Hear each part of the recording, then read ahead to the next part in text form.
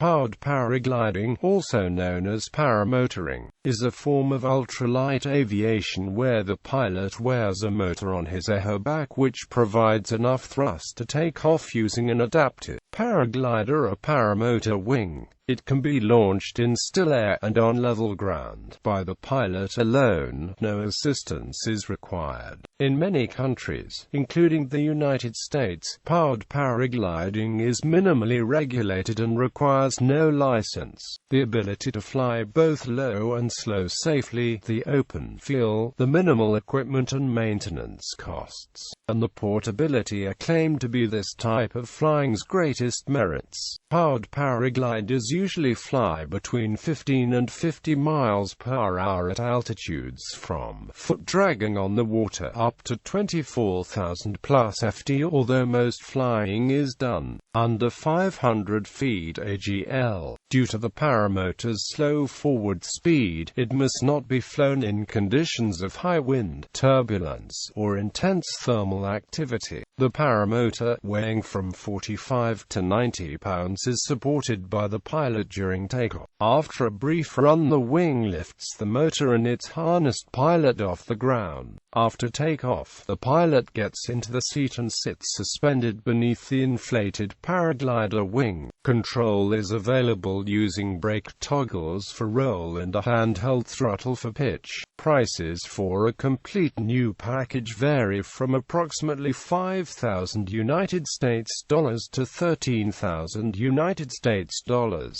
Uses. Military-powered paragliding has seen very limited use in the military, including insertion of special forces soldiers into specific areas. The Lebanese Airborne Regiment adopted this technique in 2008. Civilian-powered paragliders are useful as replacements to terrestrial vehicles in difficult terrain. In the spring, when the sea lakes are still frozen, but the ice has begun melting, they cannot be walked, skied, or driven on, and cannot be navigated by boat.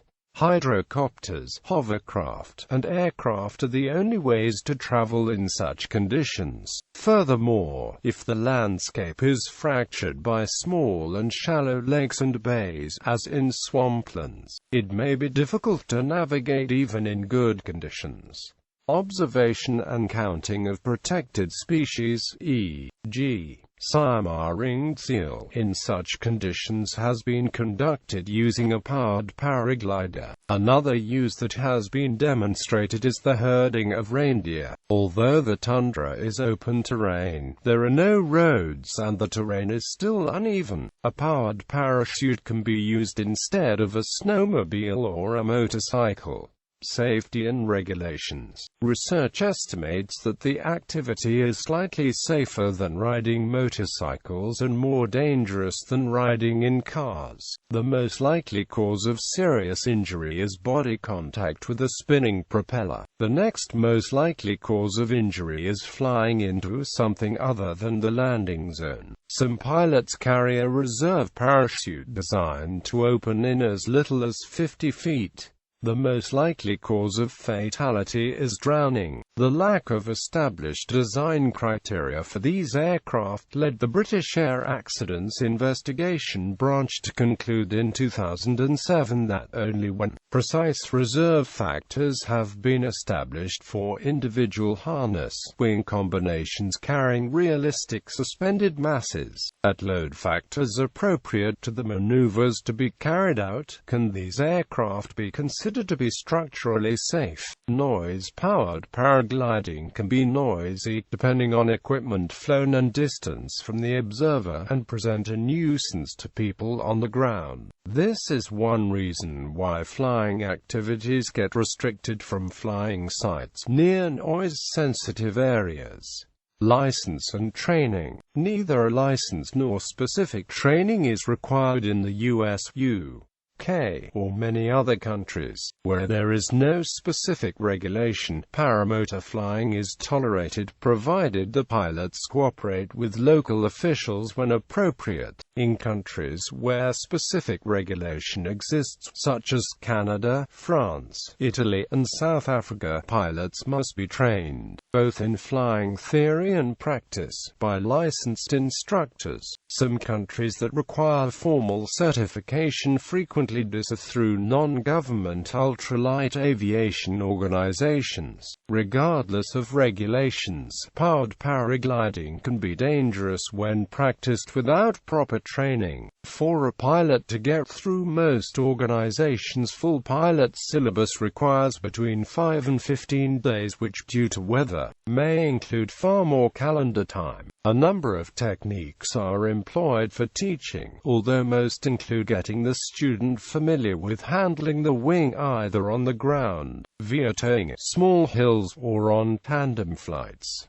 With special gear it is possible to take a passenger, but most countries, including the U.S., require some form of certification to do so. Regulations. In most countries, paramotor pilots operate under simple rules that spare them certification requirements for pilot and gear. Those laws, however, limit where they can fly, specifying that pilots avoid congested areas and larger airports to minimize risk to other people or aircraft. U.S. pilots operate under Federal Aviation Administration Regulation Part 103. Associations. In the USA, the sport is represented primarily by the U.S. Powered Paragliding Association, which also holds an exemption allowing two-place training using foot-launched paramotors.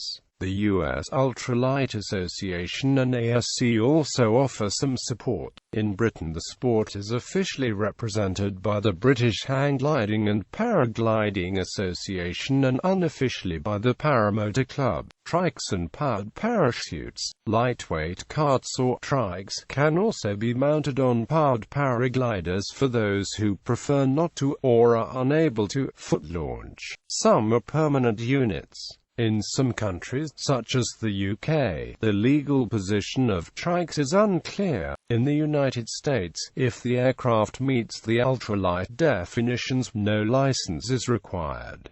The same is true in the UK under SSDR rules. However, even in these countries, if the machine has two seats, it is no longer an ultralight. In the US, such a craft would be governed under the sport pilot rules and regulated as a light sport aircraft powered parachute, which requires an aircraft N number and pilots must be licensed. A powered paraglider differs from a powered parachute primarily in size, power, control method, and number of occupants. Powered paragliders are smaller, use more efficient paraglider wings, and steer with brake toggles like sport parachutists. Powered parachutes typically use easier to manage but less efficient wings, have larger engines, steer with the feet, and may be able to take along passengers. There are exceptions. A growing number of powered parachutes use elliptical wings, some use hand controls,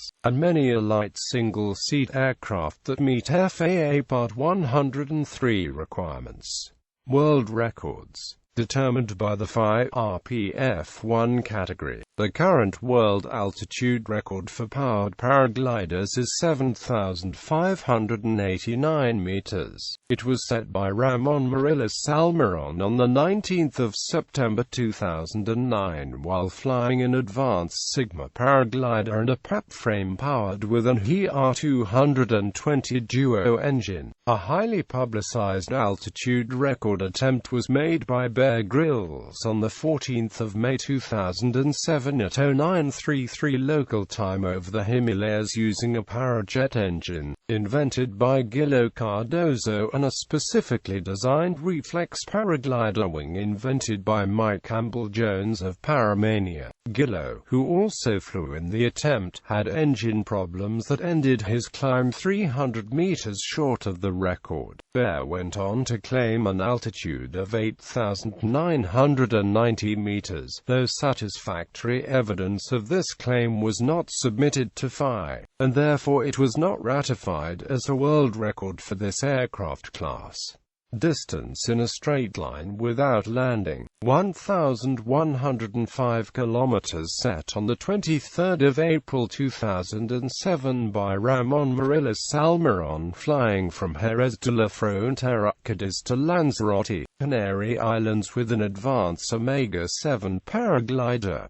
Determined by Guinness World Records longest journey by powered paraglider, 8,008 kilometers, set on the 24th of August 2009 by Canadian photographer and documentary filmmaker Benjamin Jordan during his Above Plus Beyond Canada campaign, in an unprecedented flight between Tofino, BC and Bay St. Lawrence, NS. The Cross Canada campaign involved 108 flights with landings at schools and youth summer camps along the way. Jordan provided youth with motivational speeches and arranged them in shapes on the ground before launching and continuing on the next leg of his journey. Funds raised over the course of the trip were donated to various charities across Canada to help children from low-income homes attend summer camp. Years later, Jordan's photography, books and DVDs published as a result of this journey are still raising funds for this cause.